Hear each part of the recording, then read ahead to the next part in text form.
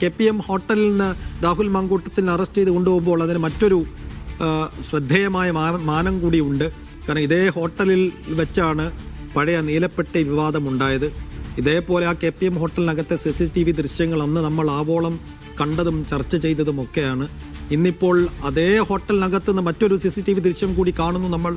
ആ CCTV ദൃശ്യത്തിനകത്ത് പോലീസിന് കീഴടങ്ങിക്കൊണ്ട് police 5 or 8 വരുന്ന പോലീസ് സന്നാഹത്തിന് നടുവിൽ രാഹുൽ മാങ്കൂട്ടത്തിൽ നിസ്സഹായനായി നടന്നു പോകുന്ന ദൃശ്യങ്ങളാണ് നമ്മൾ കാണുന്നത്. അങ്ങനെ ഒരു മൊമെന്റിലേക്ക് എത്തിയത് എങ്ങനെയായിരുന്നു? ഒരു പിടിയും നൽകുക എന്ന് വെച്ചാൽ ഈ പരാതിക്കാരിയുടെ നീക്കങ്ങൾ പോലും മനസ്സിലാക്കാൻ കഴിയാതെ അവസാനം ഡോറ് വന്ന് മുട്ടുമ്പോൾ മാത്രം, എന്ന് വെച്ചാൽ ഡോറ് തുറന്ന് പോലീസിനെ കാണുമ്പോൾ മാത്രമേ താൻ ഇതാ അറസ്റ്റിലാകാൻ പോകുന്നു, കസ്റ്റഡിയിലായിരിക്കുന്നു എന്ന യാഥാർത്ഥ്യം രാഹുൽ ഉൾക്കൊള്ളുന്നുള്ളൂ. അങ്ങനെ ഒരു അവസ്ഥയിലേക്ക് കാര്യങ്ങൾ എത്തിയത് എങ്ങനെയായിരുന്നു? ഈ പരാതി എപ്പോഴാണ് ക്രൈംബ്രാഞ്ചിന് ലഭിച്ചത്? പിന്നീട് എപ്പോഴാണ് ഈ ആക്ഷൻ പ്ലാനൊക്കെ തുടങ്ങിയത്? ഈ ഓപ്പറേഷൻ എങ്ങനെയായിരുന്നു എന്നത് സംബന്ധിച്ചൊക്കെ കൂടുതൽ വിവരങ്ങൾ പുറത്തു വരുന്നുണ്ടോ ഈ ഘട്ടത്തിൽ സാജിദ്?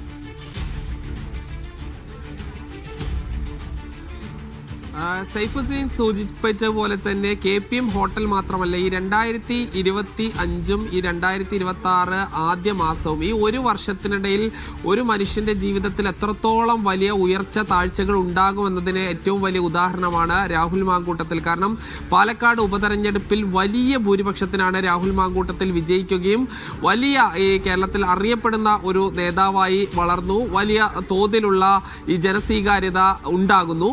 പിന്നീട് ഇതേ രാഹുൽ മാങ്കൂട്ടത്തിനെതിരെ ആരോപണം വരുമ്പോൾ അതിൽ ചില ഇടിവുകൾ വരുന്നു. പിന്നീട് അത് പരാതിയാകുമ്പോൾ MLA ഒളിവിൽ പോകേണ്ടി വരുന്നു. പിന്നീട് അവസാനം അഴിക്കുള്ളിലാകുന്ന തരത്തിലേക്ക് പോലീസിന്റെ പിടിയിലാകുന്നു. ഇതേ KPM ഹോട്ടലിൽ വെച്ച് തന്നെയാണ് ഈ നീലപ്പെട്ടി വിവാദം ഉണ്ടാകുന്നത്. അന്ന് രാഹുലിനെ കുടുക്കാൻ ഈ ശത്രുക്കൾ ശ്രമിക്കുകയും അവസാനം അത് അവർക്ക് തന്നെ ഒരു തിരിച്ചടിയാകുകയും അത് രാഹുലിന് രാഷ്ട്രീയ നേട്ടമാവുകയും ചെയ്തു. പക്ഷെ അതേ KPM ഹോട്ടലിൽ വെച്ച് ഇന്ന് 2002 എന്ന റൂമിൽ ഈ കതകിൽ മുട്ടുന്നത് പോലീസാണ്. അങ്ങനെ പോലീസിന്റെ കൂടെ ഈ പ്രത്യേകിച്ച് വലിയ പ്രതിരോധങ്ങളൊന്നും കൂടാതെ തന്നെ രാഹുൽ മാങ്കൂട്ടത്തിന് പോകേണ്ടി വന്നു എന്നുള്ളതാണ്. ഈ പരാതി വന്ന് ഏതാനും ദിവസങ്ങൾ മാത്രമേ ആയിട്ടുള്ളൂ. വിദേശത്താണ് ഈ വനിത ഉള്ളത്. ഇവർ പരാതി ഇമെയിൽ വഴി അയക്കുകയും വീഡിയോ കോൺഫറൻസ് വഴി ആദ്യ മൊഴി നൽകുകയും ചെയ്തിട്ടുണ്ട്. ഇതിന്റെ അടിസ്ഥാനത്തിൽ കൃത്യമായ തെളിവുകൾ തന്റെ കൈവശം ഉണ്ട് എന്ന് തന്നെയാണ് ആ പരാതിക്കാരിയായ യുവതി പറയുന്നത്. അതായത് ഈ ഭർത്താവും ഈ യുവതിയും തമ്മിൽ ചില അകൽച്ചകൾ ഉണ്ടായ സമയത്താണ് രാഹുൽ മാങ്കൂട്ടത്തിലുമായി ഇവർ പരിചയപ്പെടുന്നതും സാമൂഹ്യ മാധ്യമങ്ങൾ വഴി സന്ദേശങ്ങൾ കൈമാറുന്നതും. പിന്നീട് ഈ പ്രണയത്തിലാവുകയും നേരിൽ കാണണമെന്ന ആഗ്രഹം രാഹുൽ മാങ്കൂട്ടത്തിൽ പങ്കുവെക്കുന്നു.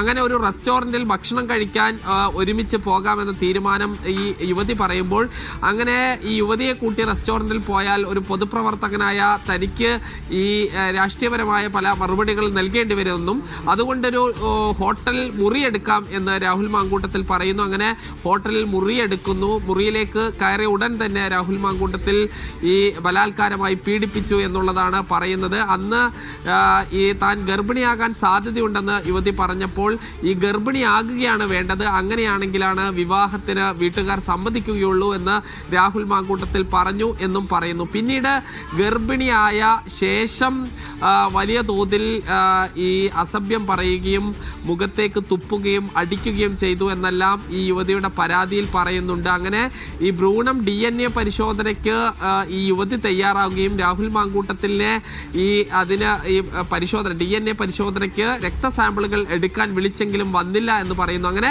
വിശദമായ ഒരു പരാതിയാണ് നൽകിയിരിക്കുന്നത്. ഇതിന്റെ അടിസ്ഥാനത്തിൽ ഈ 3 ജീപ്പുകളിലായി പോലീസ് 8 അംഗ സംഘം വരുന്നു. അതിൽ പാലക്കാട് ജില്ലയിൽ നിന്നുള്ള പോലീസുമുണ്ട്. ഒരു MLA ആയതുകൊണ്ട് തന്നെ കുറഞ്ഞത് DYSPയിൽ കുറയാത്ത ഒരു പോലീസ് ഉദ്യോഗസ്ഥൻ വേണം ആ കസ്റ്റഡിയിൽ എടുക്കാൻ. അങ്ങനെയാണ് ഷൊർണൂർ DYSPയെ പാലക്കാട് SP വിവരം അറിയിക്കുകയും ഷൊർണൂർ DYSP മുരളീധരന്റെ നേതൃത്വത്തിലുള്ള സംഘം വരികയും കസ്റ്റഡിയിൽ എടുക്കുകയും പത്തനംതിട്ടയിൽ നിന്ന് വന്ന പോലീസ് രാഹുലുമായി പോവുകയും ചെയ്യുന്നത്. അങ്ങനെ ഈ പീഡന പരാതിയും അതോടൊപ്പം തന്നെ ഈ ശാരീരിക പീഡനവും ലൈംഗിക പീഡനവും കൂടാതെ സാമ്പത്തിക തട്ടിപ്പ് നടത്തി എന്നും ഈ പരാതിയിൽ പറയുന്നു. ചെരുപ്പ് വാങ്ങാൻ 10,000 രൂപ നൽകി. ഇത് കൂടാതെ ഫ്ലാറ്റ് വാങ്ങാനായി പണം ആവശ്യപ്പെട്ടിരുന്നു. ഫ്ലാറ്റ് നോക്കാനായി പാലക്കാട് ഈ യുവതിയും രാഹുൽ മാങ്കൂട്ടത്തിലും വന്നിരുന്നു. എത്രത്തോളം എന്ന് ചോദിച്ചാൽ അടിവസ്ത്രത്തിന് പോലും രാഹുൽ മാങ്കൂട്ടത്തിൽ പണം വാങ്ങിയിരുന്നു എന്നുള്ളതാണ് ഈ യുവതി പരാതിയിൽ പറയുന്നത്. ആ കാര്യങ്ങൾ കൂടി തെളിഞ്ഞാൽ ഒരു പക്ഷേ ഈ നേരത്തെ ഉണ്ടായിരുന്ന കേസുകളേക്കാൾ കൂടുതലായി ഒരു സാമ്പത്തിക തട്ടിപ്പിന്റെ കാര്യം കൂടി രാഹുൽ മാങ്കൂട്ടത്തിന് എതിരായി വരുമെന്നുള്ളതാണ്. ഈ നേരത്തെ ഉണ്ടായിരുന്ന പരാതികളിലും കേസുകളിലും അത് നേരത്തെ അറിയുകയും രാഹുൽ മാങ്കൂട്ടത്തിന് ഒളിവിൽ പോകാൻ ഒരു സാഹചര്യം ഉണ്ടാക്കി. പിന്നീട് ദിവസങ്ങളോളം കേരളത്തിലും തമിഴ്നാട്ടിലും കർണാടകയിലും എല്ലാം തന്നെ പോലീസ് തിരഞ്ഞെങ്കിലും രാഹുൽ മാങ്കൂട്ടത്തിനെ കണ്ടെത്താൻ കഴിഞ്ഞില്ല. ഈ കേസിൽ പരാതി ലഭിച്ചു വളരെ രഹസ്യമായി നടത്തിയ ഓപ്പറേഷൻ, അതും രാഹുൽ മാങ്കൂട്ടത്തിൽ മുറിയിൽ ഒറ്റയ്ക്കാണെന്ന് ഉറപ്പുവരുത്തിയ ശേഷം രാത്രി 12:30-ക്ക് ആണ് ഇത്തരം ഒരു അറസ്റ്റിലേക്ക് കസ്റ്റഡിയിലേക്ക് പോലീസ് നീങ്ങുന്നത്. പോലീസ് കൃത്യമായ ഒരു പ്ലാനോട് കൂടി തന്നെയാണ് നീങ്ങിയത്.